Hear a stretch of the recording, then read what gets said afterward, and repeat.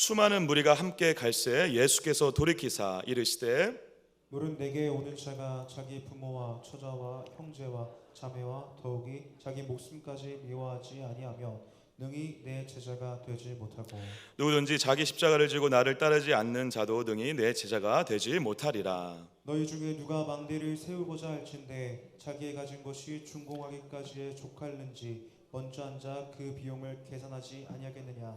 그렇게 아니하여 그 기초만 쌓고 능히 이루지 못하면 보는 자가 다 비웃어 이르되 이 사람이 공사를 시작하고 능히 이루지 못하였다 하리라. 또 어떤 임금이 다른 임금과 싸우러 갈 때 먼저 앉아 1만 명으로서 저 2만 명을 거느리고 오는 자를 대적할 수 있을까 해야하지 아니하겠느냐. 만일 못할 터이면 그가 아직 멀리 있을 때에 사신을 보내어 화친을 청할지니라.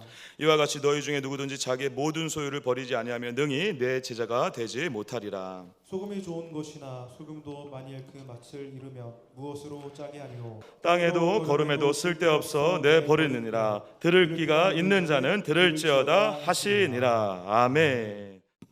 예, 불러주셔서 감사합니다.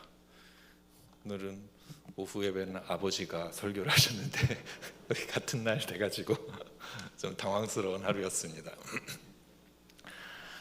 감사합니다. 그래서 동안교회 성도님들의 기도와 후원으로 이제 12년째를 지나 이제 8월이 되면은 내일이 되면 이제 13년째로 이제 들어가고 있습니다. 참 저도 그렇게 오래 할 줄 몰랐는데 참 하나님 은혜입니다. 정말 감사합니다.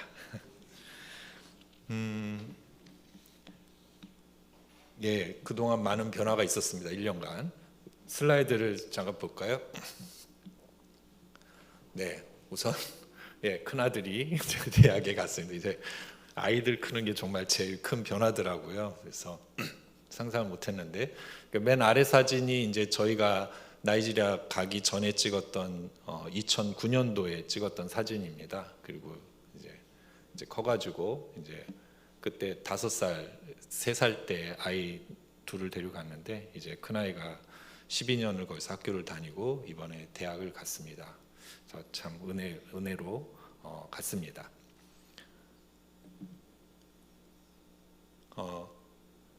제가 오늘 이게 구글 사진입니다. 저희 동관교회가 저기 보이고 있고요. 제가 한번 구글에서 보니까 이게 나이지리아가 얼마나 다른지 보여줄 수가 있습니다. 자, 이제 출발합니다.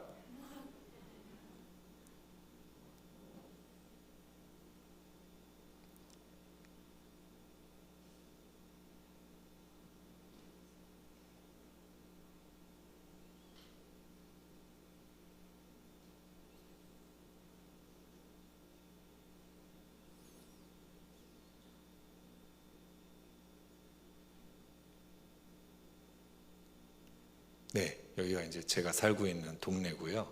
저 가운데가 이제 제가 살고 있는 빙해문과대학 건물입니다.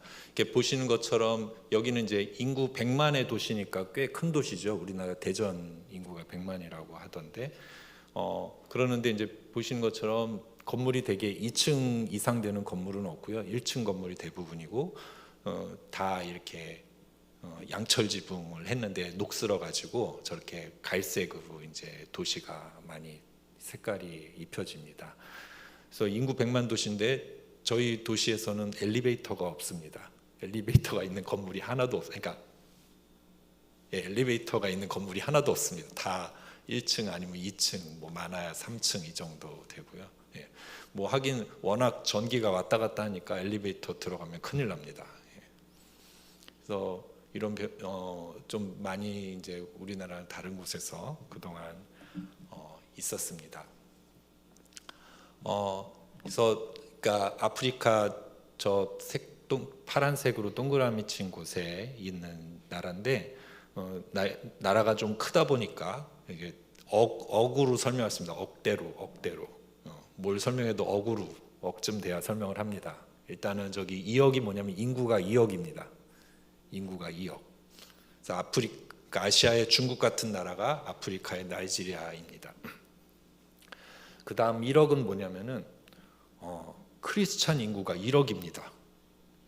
우리나라보다 훨씬 많죠. 그리고 막 뜨겁습니다. 그 크리스찬들이.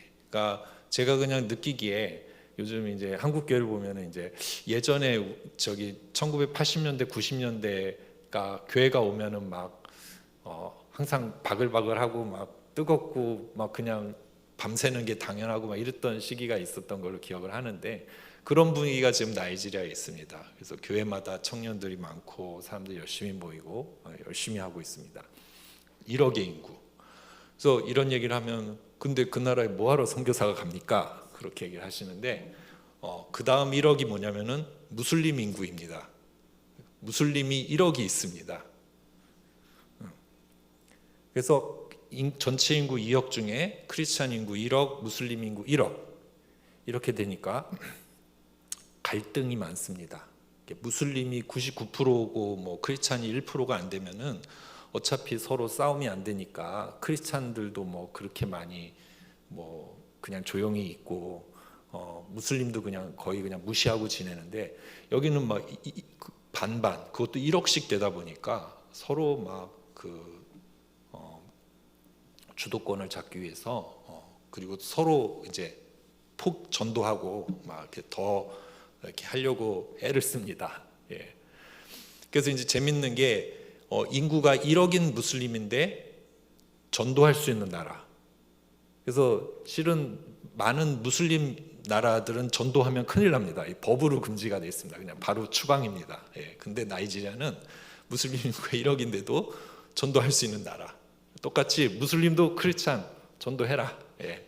그런 나라입니다. 그래서 좀 독특한 위치를 가지고 있고요. 그러면서 그런 크리스찬들의 열기도 뜨겁고 무슬림들의 열기도 뜨겁습니다. 예, 그래서 크리스찬이 더 무슬림을 전도하는지 무슬림이 크리스찬을 더 전도하는지 좀 알기 어려울 그런 상황입니다. 그래서 거기서 선교사 역할을 하고 있습니다. 또 다른 1억, 마지막 1억은 뭐냐면은 그 빈곤 가운데 있는 인구가 1억입니다. 예, 1억의 인구가 그날 먹을, 아침에 눈을 뜨면은 그날 나는 뭐 먹고 사나, 그거를 걱정하고 살아가는 나라입니다. 예, 참 불쌍하죠. 그러면서 그런 가난들이 그런 사회에 굉장히 불안한 요소가 되고, 특히 지금 이제 코로나 상황이 계속 길어지고 러시아 전쟁까지 터지면서 지금 물가가 많이 올라서 지금 많이 힘들잖아요. 월급 빼고 다 올랐다고 하는데, 근데 우리나라는 물가가 올랐으면은 뭐 20% 올랐다, 와 큰일 났다 이렇게 얘기를 하잖아요. 나이지리아는 와 어떻게 표현을 해야 될까? 예를 들어 환율이 우리나라, 제가 나이지리아 갈 때 환율이 제 기억에 1,150원인가 1,200원인가 그랬던 것 같아요. 근데 지금 우리나라 환율이 지금 1달러당 1,300원이 됐다고 그래서 지금 와 큰일 났다, 막 너무 비싸다 지금 그러잖아요.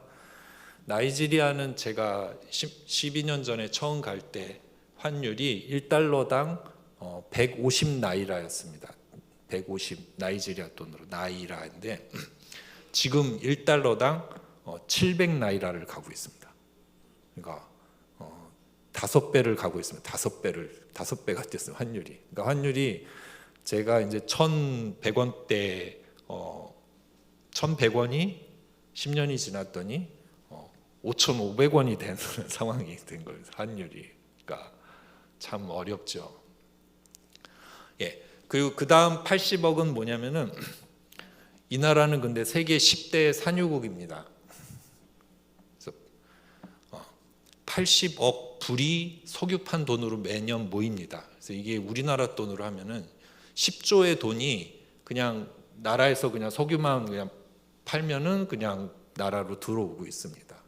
그래서 실은 이 10조라는 돈만 잘 활용해도 이렇게 절대 빈곤 인구수가 이렇게 많지 않을 텐데, 그런 절대 빈곤 인구수가 많은 나라, 그리고 이게 점점 더 상황이 어려워지는 나라, 그렇습니다.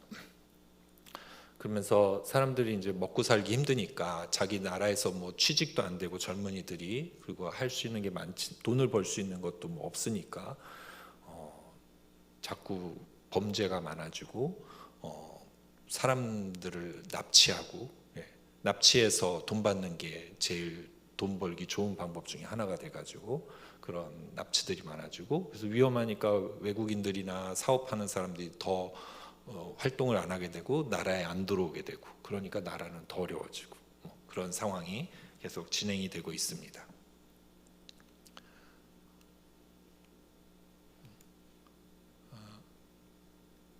이게 다음으로 안 가네요. 예. 그래서 거기에 저는 이제 빙의문과대학이라 병원이라는 선교병원에서 70년 된 선교병원에서 일을 하고 있고요. 직원이 500명인데 저는 지금 선교사는 저 혼자 일을 하고 있습니다. 예.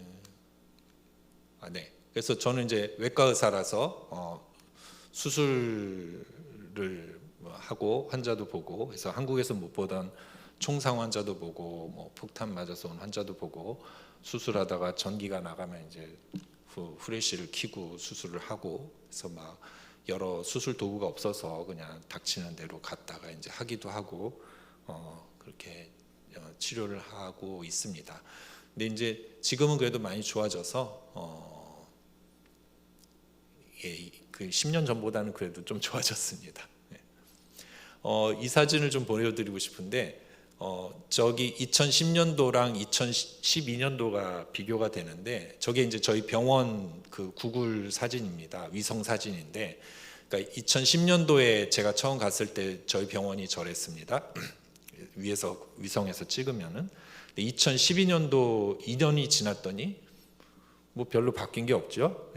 대신 이제 그 양철 지붕에 자꾸 구멍이 나가지고 저렇게 이렇게 땜빵질을 한 데가 자꾸 나타납니다. 다음이요. 또 2년 지나 2014년도가 됐는데 뭐 별로 바뀐 것 같지 않죠? 다음.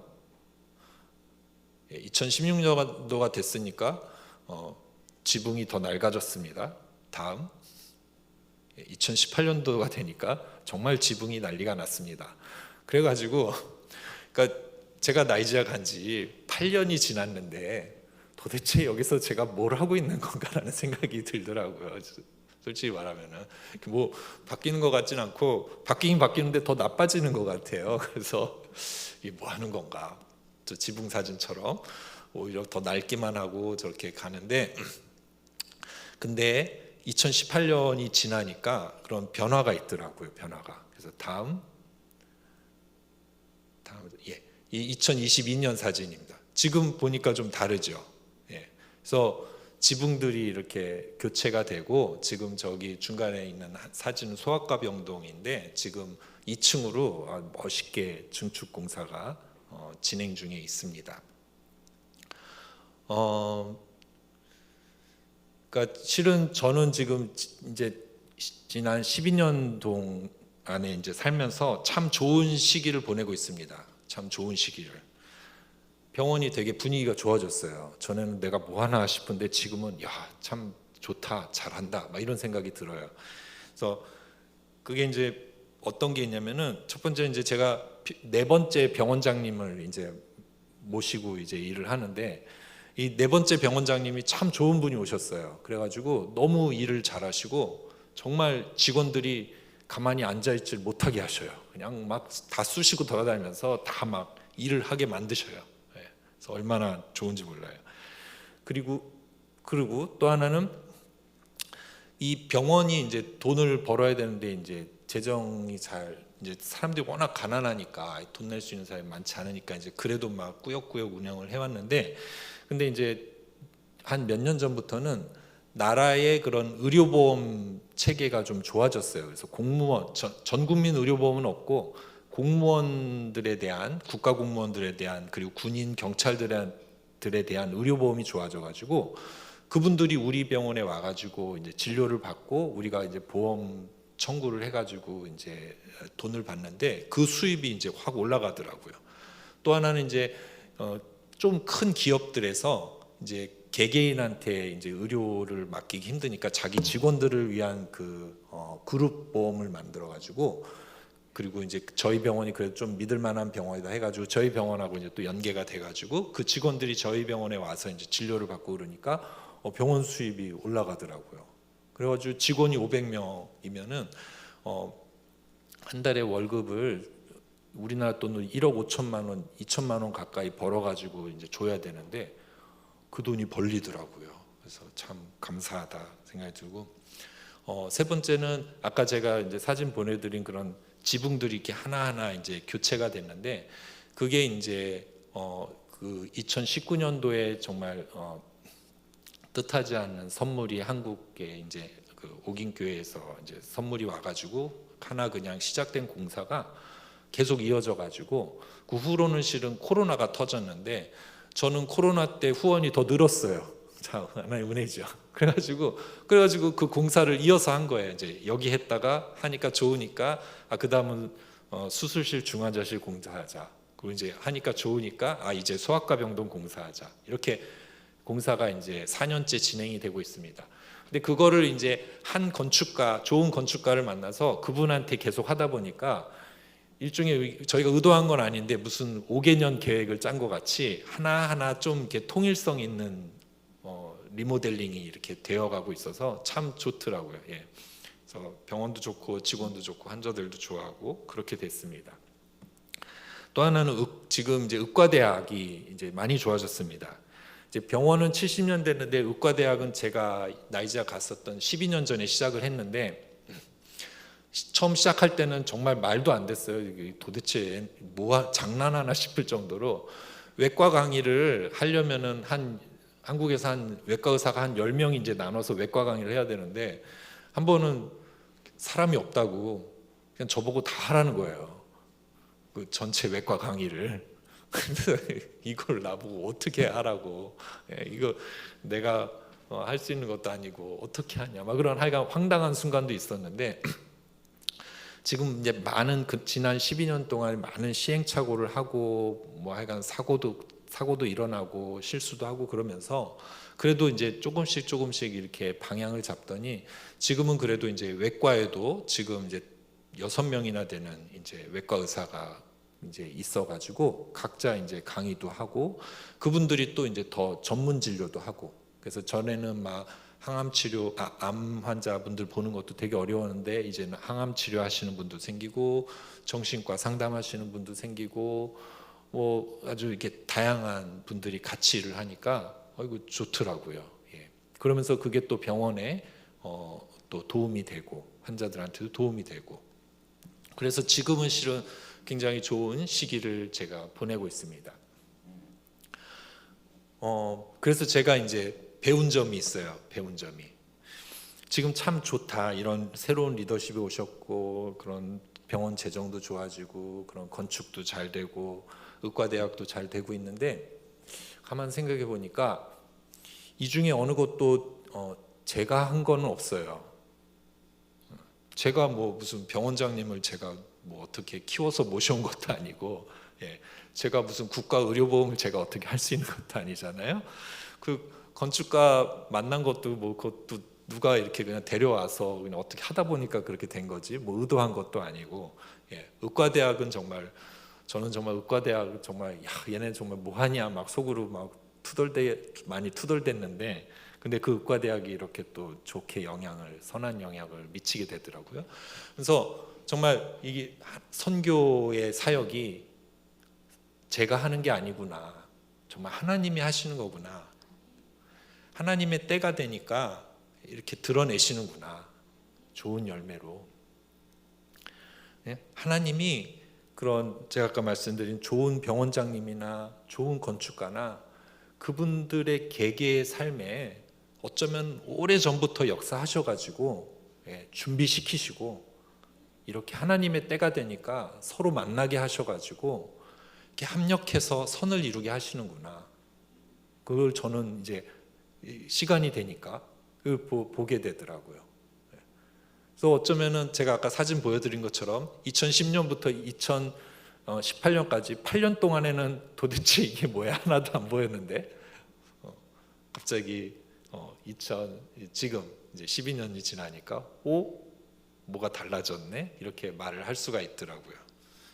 하나님이 하신다. 하나님이 하시는데, 이제 두 번째는 근데 시간이 우리 생각보다 좀 더 걸린다. 특히 아프리카에서 하는 선교 사역은 시간이 좀 더 걸린다. 예. 그러니까 쉽게 말하면은 그냥 뒤에 공을 하나 더 붙이자. 예. 그래서 1년이면 될 일을 한 10년쯤 돼야 된다 생각을 하자. 예. 시간이 좀 더 걸린다. 예. 하여간 근데 하나님이 하실 거다. 그런 믿음이 있습니다. 근데 세 번째는 기대치를 낮추자. 예. 많은 기대를 가지고 갔습니다. 실은 처음에는. 예. 근데 그 기대치가 많으면은 이제 지풀에 지치고 실망하게 되잖아요. 그러다 이제 못 기다리게 되고, 예. 그 뭐 하나님이 뭐라고 한 것도 아닌데 혼자 삐져가지고 막 그냥 잘못된 선택을 할 수 있는데 그냥 기대치를 낮추자. 예. 예를 들면 사역이 잘 진행이 되지 않아도, 예. 사역이 잘 진행되지 않아도 예를 들면 뭐 저희 병원 그런 일이 진행이 되지 않아도 그래도 병원이 그래도 한 달, 그 다음 달 이렇게 굴러가면서 그 500명 직원들을 그래도 좀 월급이 밀리더라도 그래도 월급을 줬고 그 월급 덕분에 그 500명 직원들에 속한 그 가족들이 또 먹고 살고 그 아이들이 학교를 다니고, 예.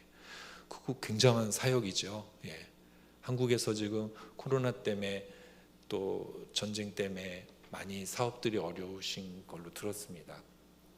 네. 어떻게 보면 뭐 제가 감히 드릴 말은 아니지만 그냥 이런 얘기를 전해 들었어요. 이게 사업이 많이 어렵고 막 열심히 일했는데 이렇게 이렇게 손익 분기점에서 거의 제로를 매겼어도 그 시간들을 통해서 우리 여러분들의 그 직원분들이 먹고 살았고, 예, 그 가족들이 생활할 수 있었고, 그 굉장한 일을 하신 거죠, 정말로. 예. 어쩌면 좀 그렇게 기대치를 좀 낮춰야 되는구나 그런 좀 걸 배웠습니다. 네 번째는 과정이 중요하다. 과정이 중요하다. 그러니까 우리는 하나님이 하시는데, 근데 우리는 문제는 하나님의 때를 모르잖아요. 예, 언제일지 모르잖아요. 그러니까 시간이 하여간 좀 더 걸릴 것 같고 기대치를 낮추는데, 근데 그게 언젠지는 모르니까 지금이 중요한 거구나. 과정이 중요하다. 그래서 저는 특별히 선교사로서 뭐 상황이 뭐 언제든지 제가 떠나야 되겠더라고요. 뭐 지난 시간 생각해 보면은 뭐 한번 에볼라다 해가지고 막 간에 만에 앉아 있었고 보코하람 테러 때문에 막 간에 만에 앉아 있었고 지금 이제 코로나 때문에 그렇고 이제 또 원숭이 두창 어디서 왔는지 아세요? 유럽 첫 번째 환자가 나이지리아에서 갔어요. 예, 그래서 언제 어떻게 될지 모르는데 그러니까 어쩌면 오늘이 오늘 오전에 우리 원로 목사님 말씀하신 것 같이 어쩜 오늘이 마지막일 수도 있다. 오늘이 마지막으로 내가 선교사로서 일할 수 있는 날일 수 있구나. 그러니까 내가 꼭 목표한 게 되지 않더라도 방향은 그쪽으로 하고 대신 오늘 내가 신실하게 그 하나님 주신 방향을 향하여서 가는 그 과정을 살아내고 그 과정을 보여주는 게 참 중요한 사역이구나 그런 생각을 했습니다. 네, 그래서 제가 이제 나이지에서 좀 배운 걸 좀 나눴고요. 그러면서 오늘 말씀을 그래서 이제 이어서 나누고 싶습니다. 그래서 하나님이 하시는데 하나님이 그럼 우리한테 원하시는 것이 무엇인가? 하나님이 우리한테 원하시는 것. 일은 하나님은 하나님의 일을 하십니다. 하나님이 우리한테 원하시는 것은 그러니까 오늘 하루를 제자로 살아라. 오늘 하루를 성도로 살아라. 근데 제가 보니까 이 말씀에서 이것을 소금의 비유로 말씀하시는 것 같습니다. 소금의 비유로. 소금이 좋은 것이나 소금도 만일 그 맛을 잃으면 무엇으로 짜게 하리요? 땅에도 거름에도 쓸데없어 내버리느니라. 소금이 좋은 거는 다 아는데 소금이 맛을 잃으면 꼭 뭐로 하겠는가? 예수님이 이 말씀을 하실 당시에는 예수님이 인기가 아주 최고로 좋았을 때입니다. 그래서 수많은 무리가 예수님을 따르고 있었습니다. 그때 확 따르고 있을 때 예수님이 성경에 보면 따르는 무리들을 돌아보시면서 말씀을 시작하십니다. 소금 좋다. 소금 좋은 거야. 근데 이게 맛이 가면은 쓸모가 없지 않느냐. 너희들이 나를 따라오는 거 좋다. 하지만 너희가 정말 제자인지 스스로 좀 점검해 보면 좋겠구나 하시면서 하신 말씀입니다. 그러면서 그럼 여기서 이제 중요한 질문은 맛을 내는 소금이 돼야 되는데 막간 소금이 되면 안 되고 맛을 내는 소금이 돼야 되는데 어떻게 하면 맛을 내는 소금이 될 수 있겠는가? 그것을 주님께서 말씀하신다고 생각합니다. 첫 번째는 우선순위로 맛이 납니다. 우선순위로. 물은 내게 오는 자가 자기 부모와 처자와 형제와 자매와 더욱이 자기 목숨까지 미워하지 아니하면 능히 내 제자가 되지 못한다. 그래서 정말 중요한 부모와 처자와 형제와 자매보다도 아니면 자기 목숨보다도 너한테 우선순위가 무엇이냐? 저는 하나님 나라가 우선순위가 되어야 한다고 생각합니다. 하나님 나라가 우선순위인 사람은 맛이 납니다. 제가 이걸 나이지리아 성도들을 통해 경험했습니다. 저 사진에 보이는 분이 나이지리아 그 현지 선교사 분 중에 한 분입니다. 나이지리아에 많은 현지 선교사가 있어요. 제가 아까 말씀드렸잖아요. 1억 명의 성도들이 있고, 그 1억 명의 성도들이 뜨거워요. 뜨거우면 뭐 하겠어요? 전도하죠. 전도 아주 열심히 해요. 나이지리아가 지금 파송한 선교사 수가 2만 명이 넘습니다. 그 전 세계로 선교사를 파송했습니다. 물론 이제 해외로 나간 선교사보다는 그 나라 안에서 그 1억의 무슬림들이 사는 지역으로 남쪽에 있는 크리스찬 교회들이 자기네 선교사들을 파송합니다. 이들이 정말로 아프리카 오지로 가고 무슬림 지역으로 들어가서 목숨 걸고 교회를 개척합니다. 그래서 이분도 이제 그 중에 한 분이에요. 남쪽에서 무슬림 지역으로 가서 목숨 걸고 지금 교회를 개척하시는 목사님 중에 한 분이십니다. 이분들은 지금 되게 가난하잖아요.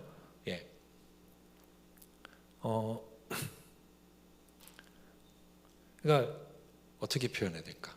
우리 이제 예전에 어렵게 사셨던 어르신들은 이해하시잖아요. 정말 어려우면 이제 돌 3개 놓고 장작불로 불 때 가지고 이렇게 밥하잖아요.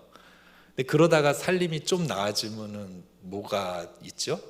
그다음에 제 생각에 이렇게 골로라고 예전에 있었던 것 같아요. 그럼 백열 등 이렇게 사가지고 그걸로 이제 밥해 먹으면 얼마나 좋아요. 편하잖아요.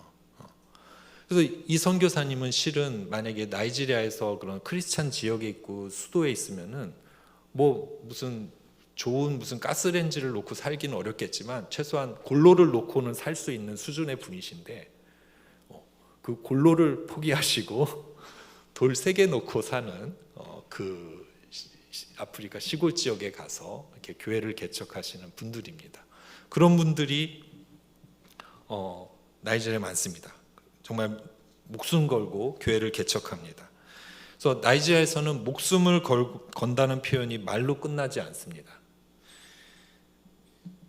2021년 전 세계에서 죽임당한 크리스찬 수를 이렇게 계산한 그 단체가 있는데 5,898명의 크리스찬이 죽임을 당했다고 써 있습니다. 작년에 2021년에.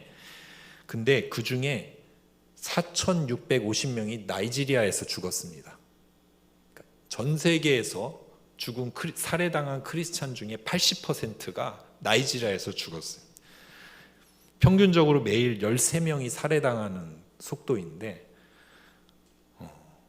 이게 근데 사실이에요. 이게 좀 이렇게 우리나라 뉴스에 나이지리아 뉴스가 가끔 나오는데 이건 이제 뭐 몇 명 죽어서는 안 되고 한 100명쯤 죽어야 나이지리아 뉴스가 나오는 것 같아요. 보면 전 세계 하도 자꾸 죽다 보니까. 그러니까 이런 정말 죽임을 당하는 사람들과 상상하기도 힘든 정말 납치, 질병, 굶주림이 있습니다. 그래서 제가 속한 그 에콰라는 그 현지 교단에서 3천 명의 자신들의 선교사를 북부에 파송했는데 그 3천 명의 선교사들을 이제 케어하는 그런 그 선교 단체, 그 현지 선교 단체 모임에 있어서 제가 한번 가본 적이 있었는데, 선교사들이 자꾸 납치를 당하는 거예요. 이제 경제적으로 어려우니까 무슬림들이 납치하고 뭐 현지 무장 강도들이 납치하고 그러면서 교인들한테 돈 달라고 그러고 막 이러는데, 평균적으로 2주에 한 번꼴로 납치 사건이 일어난대요. 평균적으로. 그래서 그 단체 모임에 갔더니 주로 많이 상의하시는 것 중에 하나가 이 납치한 우리 선교사를 어떻게 풀어낼 수 있을까, 이런 고민들을 많이 해요. 그래서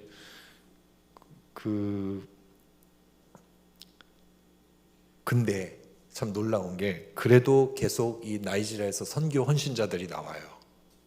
그래서 선교 나이지리아 교회들 모임 가면 아주 뜨거워요. 이 선교 헌신자들 만나면 정말 뜨거워요. 그리고 그 사람들을 후원하는 교회의 후원이 계속 이어져요. 그러면서 제가 보는 게 정말 이 복음이라는 거는 가난한 사람들한테 더 분명한 목표가 되는구나.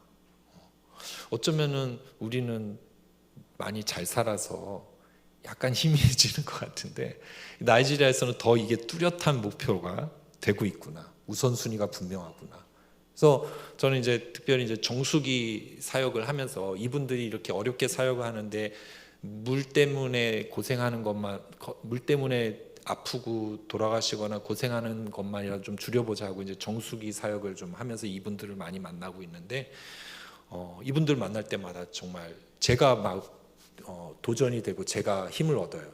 그래서 정말 이렇게 우선순위가 분명한 게 하나님이 원하시는 거구나. 정말 짜다. 나도 이런 짠 사람이 되고 싶다. 이런 생각을 해봅니다.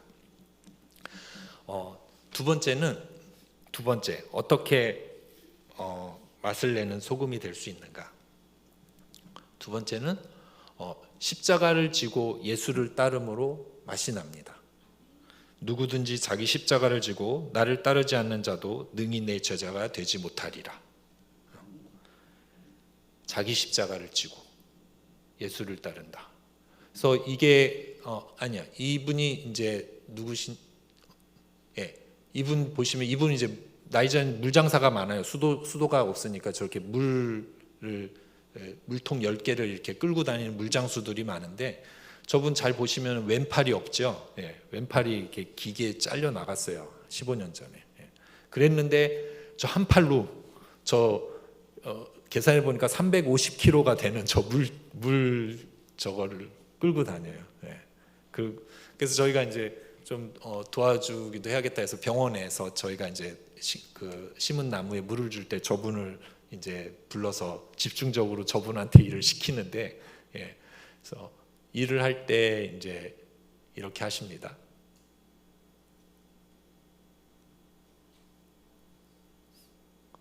네.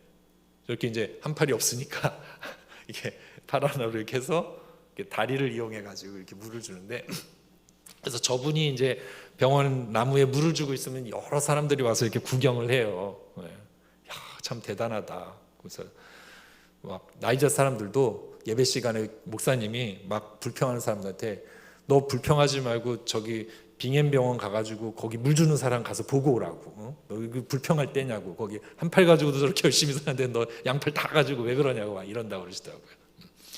저분은 그러니까 상황이 저랬는데, 그러니까 그냥 그 자기 상황을 감사함으로 받아들이더라고요. 정말로. 예. 나 목숨을 살려주셔서 하나님 감사하다고. 한 팔이 아직 있어서 감사하다고. 그리고 아직 나에게 세 자녀가 있어서 감사하다고. 그래서 하나님 주신 이 자녀를 내가 잘 키워야겠다고. 그래서 열심히 저렇게 물을 팔아가지고 이렇게 자녀를 키우고 그러셔요. 예. 그런데 이분이 올해 3월에 뺑소니 교통사고를 당하셨어요. 물차를 끌고 가는데 치고 가버렸어요. 그래가지고 저 오른 다리가 부러졌어요. 아이고. 그래서 병원에 한 달간 입원해 있었는데 그래서 이제 같이 치료하면서 이제 찾아갔는데 저를 보고 제일 먼저 하는 소리가 아이고 하나님 감사합니다. 그거예요. 하나님이 또 생명을 살려주셨습니다. 예. 하나님 뜻이 있을 거라고 믿습니다. 그러고 하시더라고요. 그래서 정말 하나님 주신 상황을 받아들이고 자기 십자가를 지고 가는 사람이다. 그런 거를 저분을 통해서 배웠습니다. 근데 십자가를 진다는 것은 자신을 받아들이는 의미가 있습니다. 이분처럼 팔이 하나 없어도 또 남은 다리 하나가 또 부러져도 또 자신을 받아들이는 의미가 있어요. 근데 제가 이제 그런 생각이 들었어요.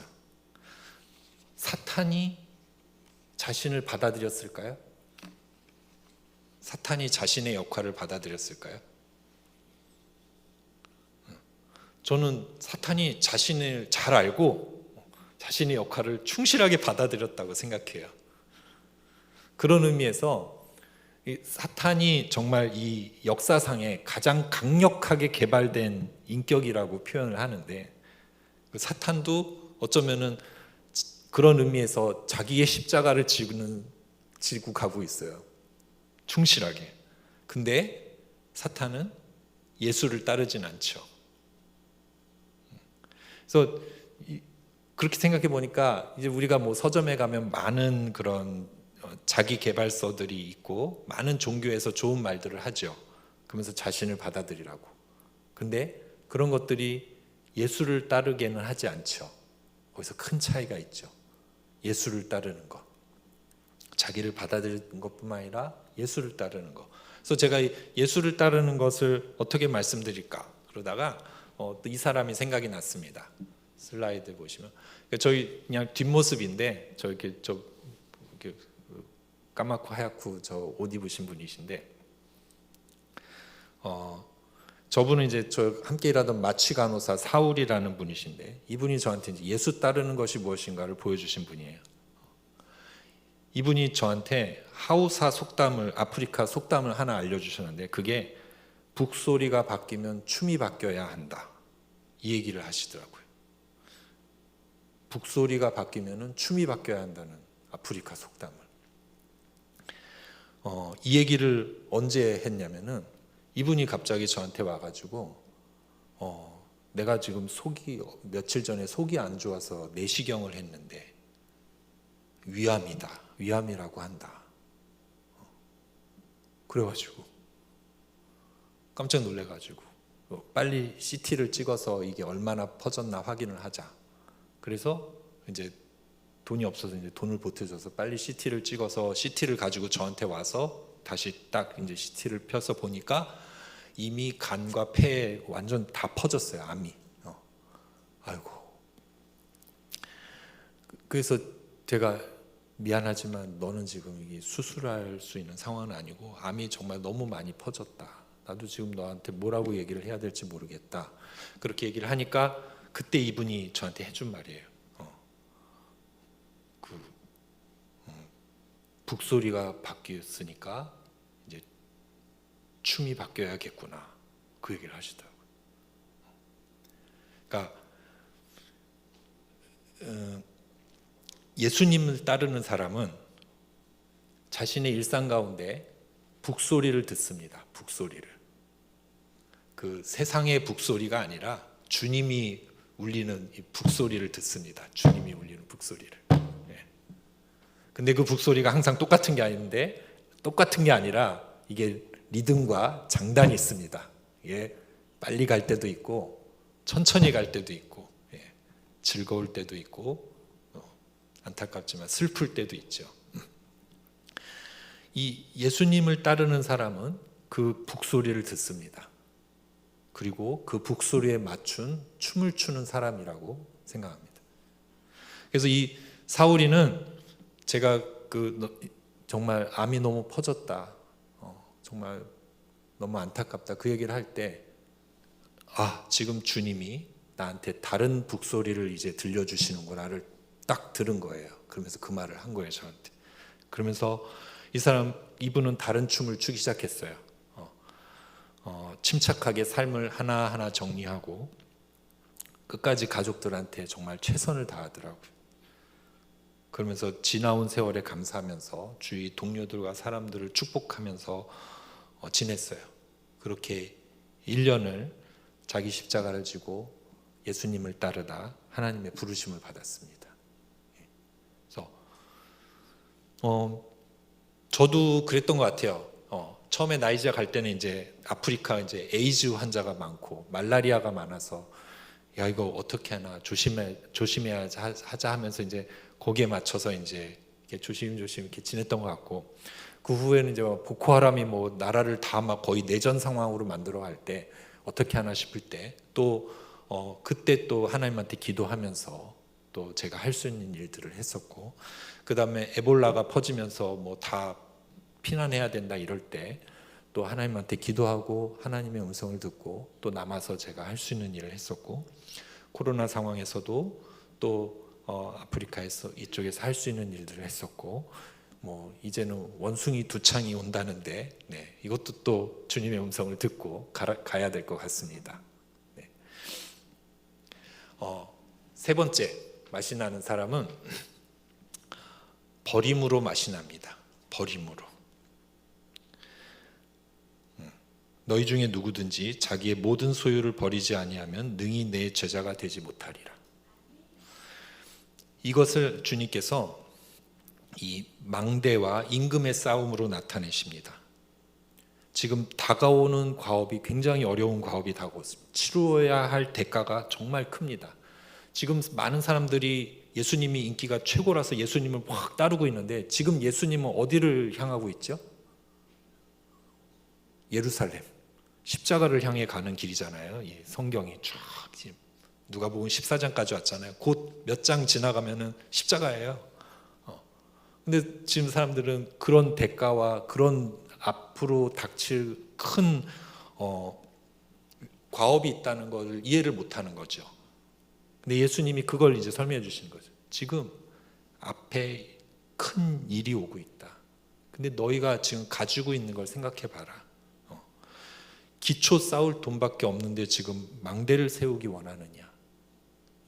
너희가 지금 군대가 1만 병밖에 없는데 지금 2만 명을 가지고 저 밀려오는 저 사람들과 싸워서 뭐 할래? 이런 얘기를 하시는 거예요. 어떻게 할래? 어떻게 할래? 근데 놀랍게도 주님의 대안이 있습니다. 그냥 어떻게 할래 끝나지 않고 주님의 대안이. 근데 주님의 대안은 버려라. 이게 참 쉽지 않죠. 지금 정말 중요한 망대를 세워야 돼요.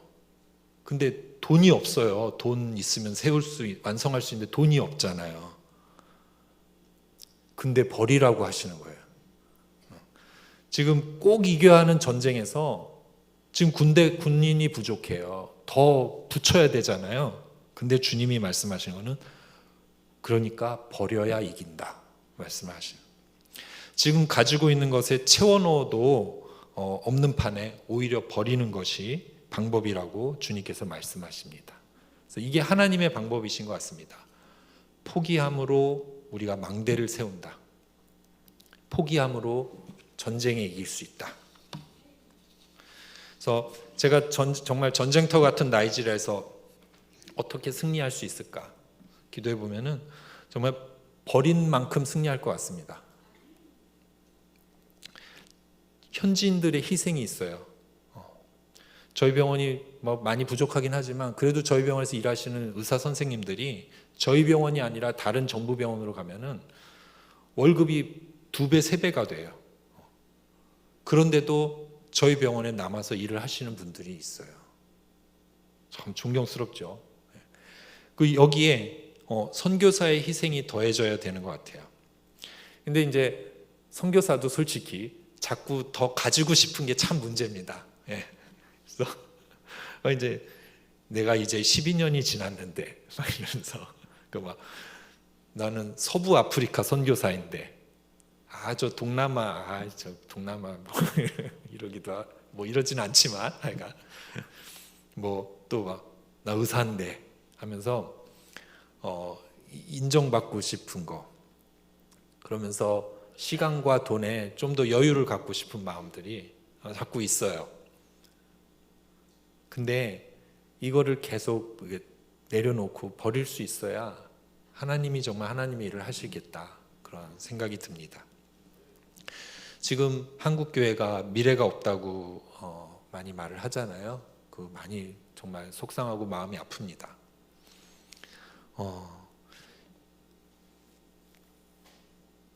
이런 말해서 죄송하지만 한국이 특별하지 않습니다. 자꾸 이제 한국 우리는 다르다, 우리는 특별하다, 막 이런 얘기하면 기분 좋잖아요.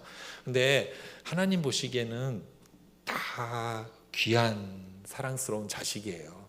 한국이 사랑스러운 만큼 나이지리아도 사랑스럽고, 우간다도 사랑스럽고, 미국 사람도 사랑스럽고, 저 지금 얄미운 저 러시아도 사랑스러운 나라입니다. 단지 하나님의 일은 하나님의 말씀대로 됩니다. 하나님의 말씀은 분명히 얘기하십니다. 버린 만큼 이길 것이다. 저는 한국이 특별하지는 않지만 한국 교회가 특별한 시기를 지나왔죠. 이유는 우리 믿음의 선배님들이 정말 많이 버리고 포기해서 여기까지 왔습니다. 근데 문제는 이제는 버린 것이 적어서 이기지 못하는 시대에 들어온 것 같아요. 지금 막 교회가 비어가고 무너져가고 있는데 어떻게 보면은 더 가지려고 하는 시대로 들어간 것 같아요. 그래서 더 힘들어지는 게 아닌가, 그런 생각을 해봤습니다. 말씀을 마무리하겠습니다. 동안교회를 위해서 저도 계속 같이 기도하겠습니다.